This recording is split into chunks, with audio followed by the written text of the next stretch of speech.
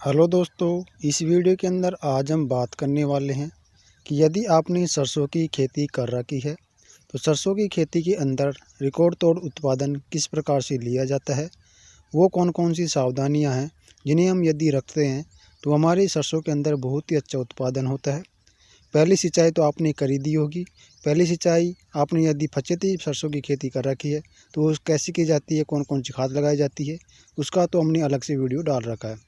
तो आज हम बात करते हैं कि दूसरी सिंचाई कितने दिनों के बाद में की जाती है और उसके अंदर कौन कौन से खाद और किस प्रकार से लगाए जाते हैं, जिससे कि हमारा फूल से फलियां बनते समय बहुत ही अच्छा दाना बने। तो इसके लिए चलो हम शुरू करते हैं। दोस्तों, पहली सिंचाई तो आपने कर ही दी होगी। 30 से 35 दिन के आसपास पहली सिंचाई की जाती है। आज हम बात करने वाले हैं दूसरी सिंचाई की। तो दूसरी सिंचाई दोस्तों 55 से 60 दिन के आसपास की जाती है और ये एक ऐसा समय होता है, इस समय फूल से फलियां बनती हैं और अधिक से अधिक फ्लावर आते हैं। दोस्तों, यदि आप इस समय कुछ सावधानियां रख के पौधे के ऊपर अधिक से अधिक फ्लावर लेते हैं और उन पर अधिक से अधिक फलियां बनेंगी तो आपको आगे चलकर भी उन फलियों से अधिक सरसों का उत्पादन देखने को मिलेगा। दोस्तों, सिंचाई करने का सही समय की बात करें तो मिट्टी की नमी को देखकर दूसरी सिंचाई की जाती है। दोस्तों, अक्सर क्या होता है कि हमारे देश के अंदर अलग अलग प्रकार की मिट्टी पाई जाती है, जिसके अंदर काली मिट्टी है, चिकनी मिट्टी है, रेतीली मिट्टी है। तो दोस्तों, यह मिट्टी की नमी को देखकर आपको दूसरी सिंचाई करनी है। तो दोस्तों, एक अक्सर सामान्यतः समय की बात करें तो लगभग 55 से 60 दिन के आसपास सरसों की दूसरी सिंचाई की जाती है और मिट्टी की नमी को देखकर। और आपको जब पता कैसे लगेगा तो उसके लिए आपको मिट्टी की सतह को देखना है। मिट्टी की सतह जब सूखने लगती है तो आप समझ जाएं कि सरसों के अंदर दूसरी सिंचाई का समय आ गया है। दोस्तों, आपको इस समय दूसरी सिंचाई करते समय नीचे से खाद नहीं देना है। पहली सिंचाई के समय तो आपने नीचे मिट्टी के अंदर सीधे खाद डालकर पानी लगा दिया था और अब दूसरी सिंचाई के समय आपको फोलियर स्प्रे के माध्यम से खाद देने हैं। तो उसके लिए कैसे, NPK जो वाटर सोल्यूबल होता है वो आपको फर्टिलाइज़र लेना है, जो आता है 05234, जिसके अंदर 52% तो फास्फोरस होता है और 34% पोटेशियम। तो 05234 NPK का आपको स्प्रे आपकी सरसों के अंदर करना है, जिससे कि आपके सरसों के अंदर अधिक से अधिक उत्पादन हो। और आपकी जो इस समय सरसों का एक ऐसा समय होता है, इस समय सरसों स्ट्रेस में चली जाती है क्योंकि सर्दी बहुत अधिक हो जाती है। तो दोस्तों, इस समय आपको स्ट्रेस से बचाने के लिए और तेल की मात्रा बढ़ाने के लिए दोस्तों इस समय स्प्रे आपको इस समय पौधों के ऊपर NPK का करना चाहिए, जो वाटर सोल्यूबल होता है। और इस समय यदि आप ये स्प्रे करते हैं तो पौधे के अंदर बहुत ही अधिक ताकत आ जाएगी। सभी प्रकार के पोषक तत्व पत्तियों के माध्यम से इसको मिलेंगे और मिट्टी से तो वह लेता ही रहता है और परागण इस समय आपके सरसों का अच्छी प्रकार से होगा। दोस्तों, परागण यदि सरसों का अधिक से अधिक सही प्रकार से हो जाता है तो अधिक से अधिक फलियां फूलों से बनती है। दोस्तों, एक ऐसा समय होता है, इसमें सरसों को फंगस से बचाया जाता है और फंगस का अटैक भी इस समय बहुत ही अधिक देखने को मिलता है, क्योंकि इस समय फंगस लगने का डर सरसों के अंदर बहुत ही अधिक होता है 55 से 60 दिन के आसपास।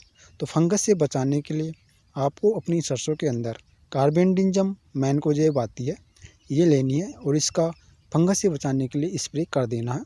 बाज़ार में अलग अलग कंपनियां अलग अलग स्प्रे बताती है कि किसी का 20 ग्राम प्रति टंकी, किसी का 15 ग्राम प्रति टंकी, किसी का 50 ग्राम प्रति टंकी। तो आप उस दवा जो आप फंगिसाइड स्प्रे यूज कर रहे हैं तो उसके जिसके अंदर कार्बेंडिजम मैनकोजेब होना चाहिए उसका आपको स्प्रे करना है। दोस्तों, इस समय जो दिसंबर का महीना होता है तो दिसंबर महीने के अंदर 20 दिसंबर से लेकर लगभग 10 जनवरी के आसपास तक ये एक ऐसा समय होता है, इसमें सरसों के अंदर पाला जमने की समस्या भी बहुत ही अधिक देखी जाती है। और किसान भाइयों का अक्सर एक कमेंट आता है कि हमारी सरसों के अंदर पाला जमता है तो उससे आप किस प्रकार से बचा सकते हैं। तो उस समय आपको पाले से बचाने के लिए जो सल्फ़र आती है उस सल्फ़र का आपको फोलियर स्प्रे कर देना है। दोस्तों, पानी लगाने के बाद में आपको इसका स्प्रे करना है, जिससे कि सल्फ़र एक ऐसी है जो सल्फ़र की पूर्ति पौधों के अंदर कराती है और दूसरा ये तेल की मात्रा बढ़ाती है और इस सल्फ़र एक ऐसा है जो पौधों के अंदर गर्मी बनाए रखता है। दोस्तों, अक्सर 20 दिसंबर से लेकर वो 10-15 जनवरी तक का जो समय होता है, इसके अंदर हमारे देश के अंदर सर्दी बहुत ही अधिक होती है और पाला जमता है।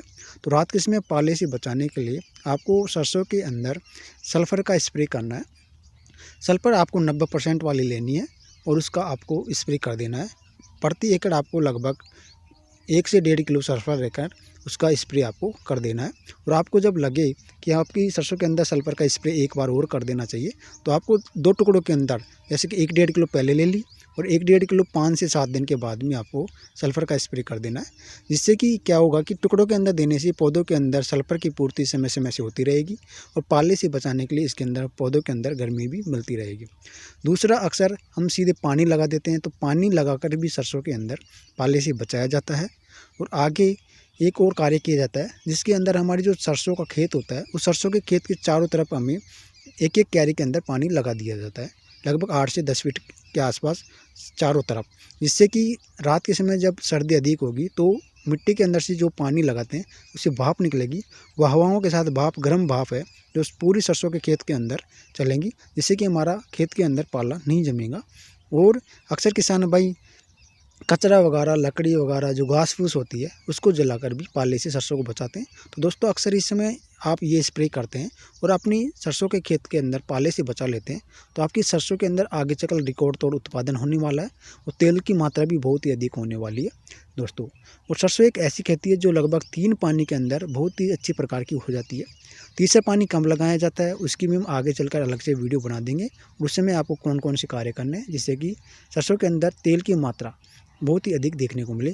अक्सर तेल की मात्रा को देखकर ही सरसों के अंदर दाम मंडियों के अंदर तय किए जाते हैं। दोस्तों, ये कार्य करके सरसों के अंदर बहुत ही अच्छा उत्पादन लिया जा सकता है। वीडियो अच्छी लगी हो तो वीडियो को लाइक करें। इसी प्रकार की जानकारी के लिए हमारे चैनल को सब्सक्राइब जरूर कर लें। और यदि आपका कोई और भी सवाल और जवाब हो तो आप कमेंट के माध्यम से हमसे पूछ सकते हैं। धन्यवाद।